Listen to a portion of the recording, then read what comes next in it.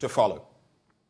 What do you make of this specific development? Because we've seen some majority MPs getting swayed by the minority. Remember, at the dawn of this parliament, the election of the speaker. And in some other instances, we've seen some members of the minority swayed by the majority. Is this what should be? Should the whipping systems be working better? What's your quick take? Well, I don't believe in the whipping system. That's why I refuse to go to parliament. I don't think that in a democracy there should be anything like whipping. We see it in the UK and we see it in other parts of the world where, for me, I think that it defeats the purpose of democracy. Each member of parliament is a representative of their constituency.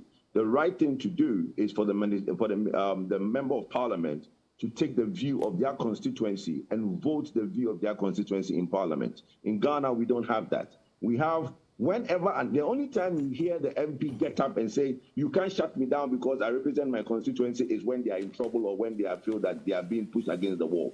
Whenever the going is good, they represent themselves. They don't represent their constituency. So for me, what they did is a good thing.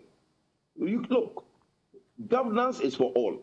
What if, just a quick point, what if they did that not because they felt it was in the national interest, but they did that because, and again, I'm saying, like some have alleged, they were compromised, so to speak. Well, so to speak, if they did it for those reasons. What then would you say about that? I will not entertain that conversation because we don't have proof. It's only alleged. The people are speculating. We don't have proof.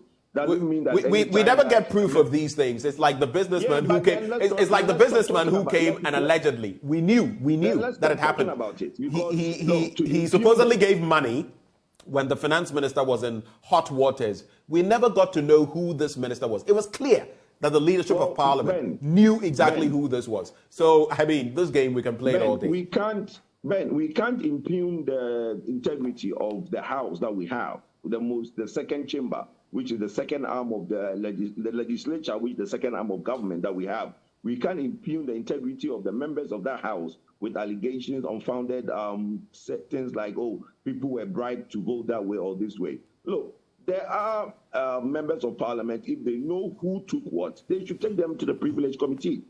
They have laws and rules in parliament that check these things. There's a privilege committee that will do that. We have seen clearly a member of parliament who went to vote, knowing very well that it was a secret vote, videotaped his voting and broadcast it onto the internet. What happens to people like that? So those are the things we should deal with. Those are the things we should talk about, okay? Not to now come and say that people were bribed. Who bribed who? And does anybody have proof of a bribe? So we should stop those allegations that we keep laboring on some of these things. Let me make my point. My point is that, look, democracy is for all. Governance is for all. Now, if you are saying that we don't have an agric minister, you are not going to vote for an agric minister, but then you want improvement, development in agric. How do you get that? The conversation of downsizing government. Look, there are something called private members bill. If the minority feels so strongly about the size of government, they should introduce private members bill to amend part of the constitution that will force the executive to reduce its size. Kwadwo Poku, to what end? To what end? We know the numbers in parliament. This president, from the standpoint of the executive, has not shown any willingness to downsize. I mean, to be fair, just let me make my point and I'll let you come in. To be fair, we moved from about 126 ministers, decreased in certain areas. Now we're at 86. But after the calls, for how long the calls have been going in terms of reducing the size of government, it doesn't appear we're going any further. Well, plus, with the numbers in parliament, there's not much you can do. You can, because, Ben, listen to me. That is the act of the executive. The parliamentarians, which is the legislature arm of government, there is something called legislation through discussion, through dialogue. There are members on the majority side who feel strongly that there's a lot in parliament. My point is that there is an act in our constitution that says that, there's an article in our constitution that says that majority or more than 60% of our ministers have to come from the legislature. Okay? Are the legislature prepared to amend that? They wouldn't. Let's ask any parliamentarian if they are prepared to amend that act that article in our constitution where it says that the majority of ministers have to come from parliament. Would they reduce that number? Well, you're corroborating my point exactly. So again, yes, but the point is that it's both sides. So it's not only minority or majority side. MPP, NDC side, my parliamentarians will not amend that act. All right, because they benefit from it. I think there's clarity on that. Let's make some tracks. Then we heard the current president say, and I'll use the Anas principle, and I'll do this, and I'll do that.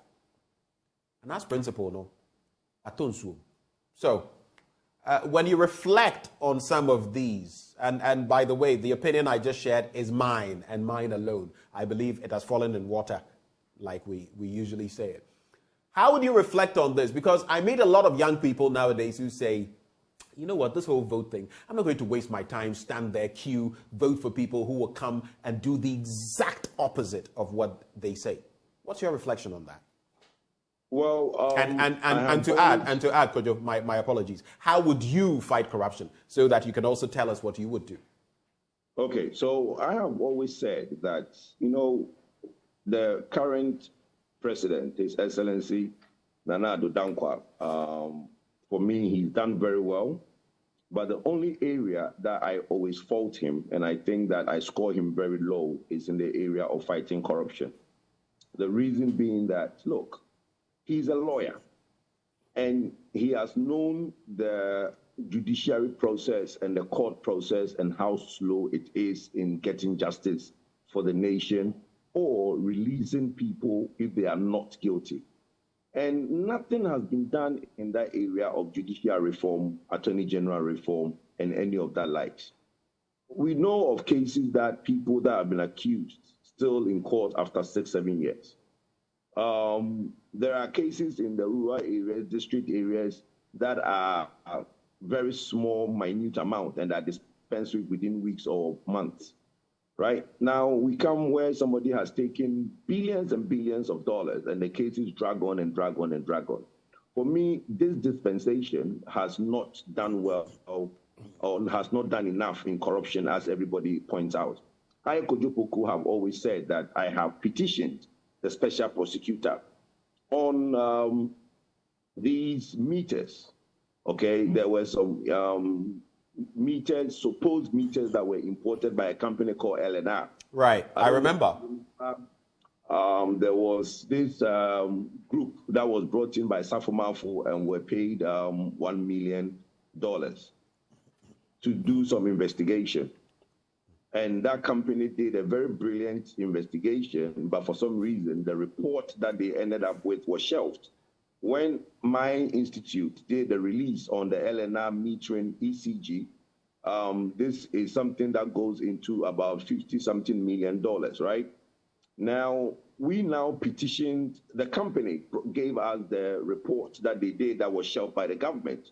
We found it very strange because that investigation was very detailed and had all the evidence attached. They tracked the money, where the money went, who took what, and names were in this report.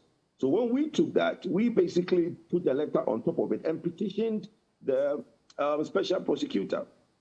We only got a reply that, yes, we received your petition and we will look into it. As I speak to you today, nothing. Okay? So for me, it's sad that we are fighting corruption the way there are a lot of people that should clearly be in court fighting for their life or should be in jail.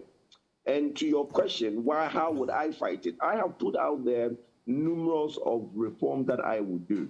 One, I think that all criminal cases should not last more than 2 years. So we should reform our judiciary and court processes so that the appeals, the initial rates and all those things, all that, okay, is done and the trial within 2 years.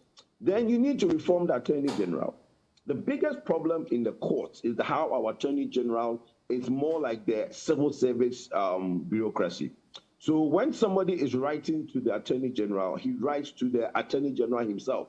Maybe a state solicitor went to court. There is a writ that is to be filed. When they serve the Attorney General, it goes to the Attorney General himself. Then it goes through the bureaucracy before it gets to the state attorney. Let's say the adjournment in court was for 4 days.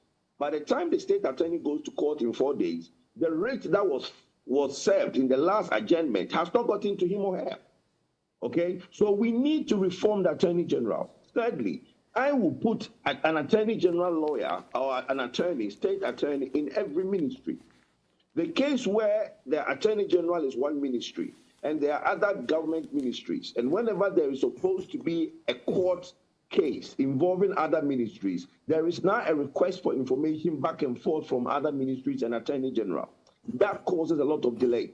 If there is an estate attorney, right, an Attorney General lawyer situated in every ministry permanently, then they will handle these cases on behalf of those ministries. So they are privy to all the documentation in the ministry. So there is no back and forth.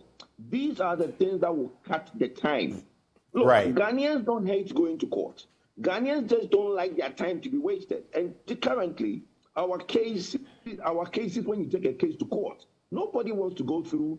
Look, I have a civil case that has gone 12 years. Just a simple case of, I've bought a house, give me the key, I won't give you the key. That case has gone 12 years. Why? Well, it may not be as simple as you put it, but I get the point. I get the thrust of your argument. It is as simple as I put it, but the lawyers have a way of just taking dates. You go to court, and lawyer said, "Oh, my lord, my other colleague went to Takrady. Can we take a date?" Then they will look to us. Okay, I can take this date. Okay, they take a date. The next adjournment will come. Then the one person will say, "Oh, my lord, this. Okay, we have found something. He has not received it. Okay, can we take a date?" And every time they take a date is almost 2 weeks, 3 weeks. It's never, and the court calendar is only 8 months, and they have vacations. So you realize that in all, you're actually having only 6 months in a year of judiciary time. And the lawyers will take and prolong these cases. I don't know if you've had a case in court before. You'll be surprised. I have one that I have started recently. I have sued a company. I have sued one telco. Just to hear the rates has taken 3 months just to hear the rates. So those are reforms that we sorely need.